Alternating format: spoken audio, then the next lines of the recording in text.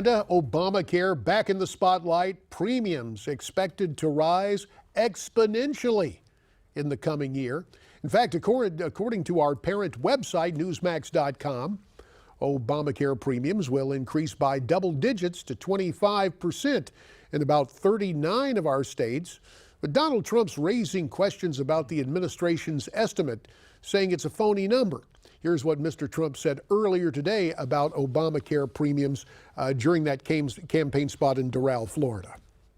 Obamacare is just blowing up, and even the White House, our president, announced 25 or 26%. That number is so wrong. That is such a phony number. You're talking about 60, 70, 80% in increases, not 25%. And even more in a place I used to represent in the U.S. Congress. To discuss all that, we're pleased to welcome to the anchor desk Newsmax health editor and the author of the Obamacare Survival Guide, Nick Tate. Nick's latest book, of course, is designed especially for guys our age. It's Da Vinci's Baby Boomer Survival Guide. Nick, as always, we appreciate your time here on America Talks Live. So, we heard Mr. Trump. But double digits may be too low in a certain state I know about. Well, Arizona, the average that we're talking about is 25%, but in some states it's much higher. Arizona, we're talking about 116% increases. Now, this is for the second lowest cost plan for people who are in their 20s, so healthy individuals. And in a state like Oklahoma, they're rising 69%. So yes, it is true that this average that was put out is the case for many states, but in a lot of states it's much higher than that. Who can afford these things? Now, it's hard not to say I told you so with the Obamacare rates. Let's say it. Let's say it. Right. We did. In the first edition of the Obamacare Survival Guide in 2012, we said for all the benefits that proponents talked about with Obamacare, we were all going to pay a lot more, and we're now just finding out how much more. And I'm going to tell you, it's much higher than even we predicted back in the day. I can just think of the constituents I was trying to warn 10 years ago, don't vote for the other guy. Right. You're going to get Obamacare. They did. They have. It's going to be real trouble for people. Sure. And, well, everything turns out as it's supposed to. I tell you what really brings it home. Last night, Michael Reagan joined us on Newsmax Prime, and people think of Michael and they think, okay, son of a former president, this stuff doesn't affect him. All politics and public policy is personal. Here's why he says that Mr. Trump must make Obamacare his top priority. You need to move Obamacare to the top of the heap, not third in line. Listen, my daughter-in-law just had a baby 9 months ago, just got told that her premium is going to go to $1,000 a month starting November 1st. I don't know how she and my son will afford it. You know, when I hear Michael say that, I'm reminded of what his dad said when he said it's a recession when your neighbor loses a job. It's a depression when you lose your job. This is going to impact people in such a way that with 14 days, 2 weeks into the general election, there could be a real political fallout. All these congressional Republicans, these guys in the Senate who we hear from the Clinton cheerleading papers up there on Capitol Hill, roll call in the Hill, that, oh, they're so concerned. This thing right here is more than an October surprise. It can be an October tsunami for the GOP if the Republicans can lose that unfortunate moniker of the stupid party. Well, we know that there are two things that people take personally, and they are informing those votes: pocketbook issues and their health. There are no issues that are more personally tied to how people feel. And let's hope that with these numbers, folks are going to be thinking about these numbers and what the impact is going to be when they go to the voting booths on November 8th. Now, the truth is, JD, that these are not impacts that are going to happen. These are impacts that are already happening. People are already paying significantly more than they were. For a little perspective, you may recall prior to the law's passage in 2010, the big priority was to pass legislation, the argument was, that would hold down costs and increase consumer choice.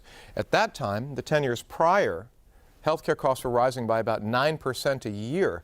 And so the idea was we need this law to keep those healthcare costs down. Well, now if you look at the 25% average increase, we're almost 3 times what those costs were back in the day 5 years ago. So I think it is true to say that certainly Obamacare 1.0 is over. We need a new plan. Whoever's in the White House we need a new plan, and it's really going to be up to Congress to push this issue. And the real thing that Republicans, if I were running today, I'd say, do you want to go to a Canadian single-payer plan? Do you want full-fledged socialized medicine that only makes it worse? Well, if you want that, then you vote for Hillary and you vote for my Democrat opponent. And just like 10 years ago, bingo, you're going to have a big mess with a Democrat-controlled Congress. You are going straight into socialized medicine.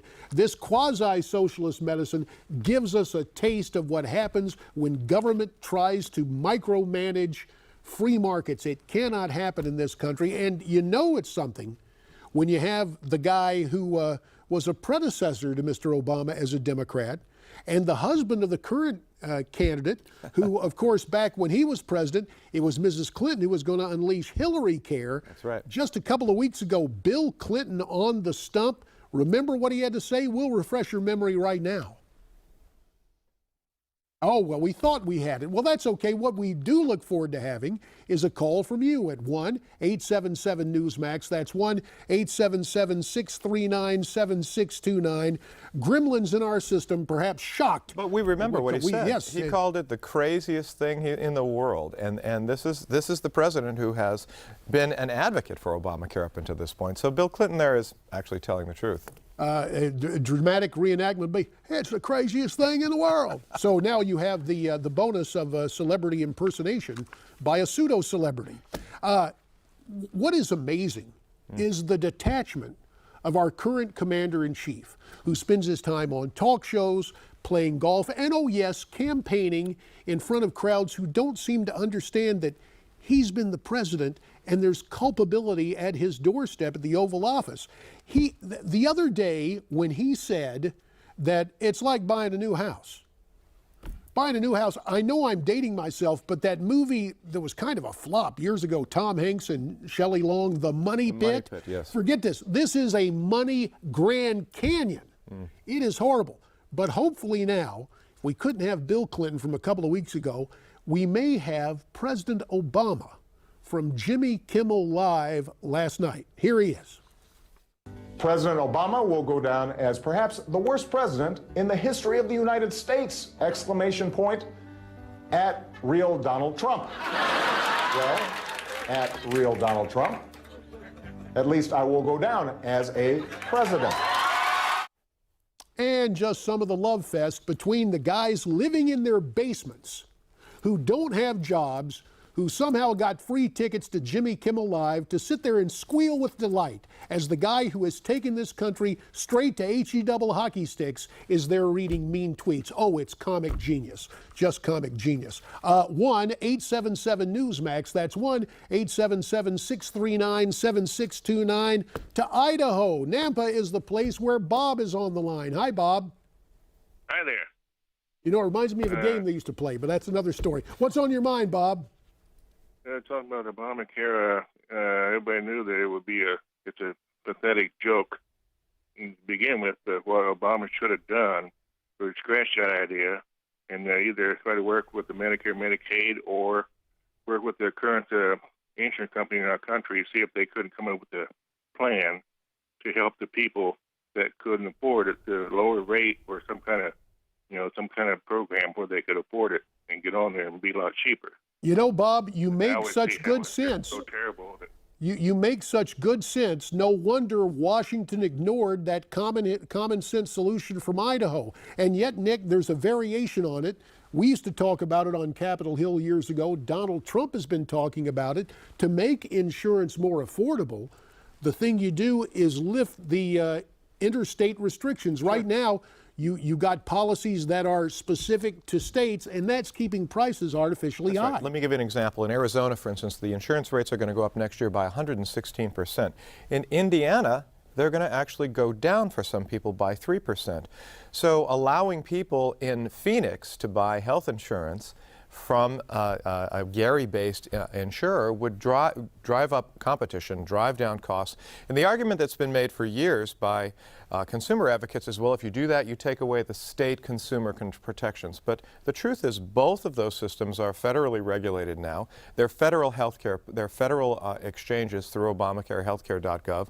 And the insurers in both of those states are the same. They're national insurance companies. So that argument in my mind goes away. That's something Congress could do now. They could introduce legislation on this very one thing. They did this one thing. It would dramatically drive down costs.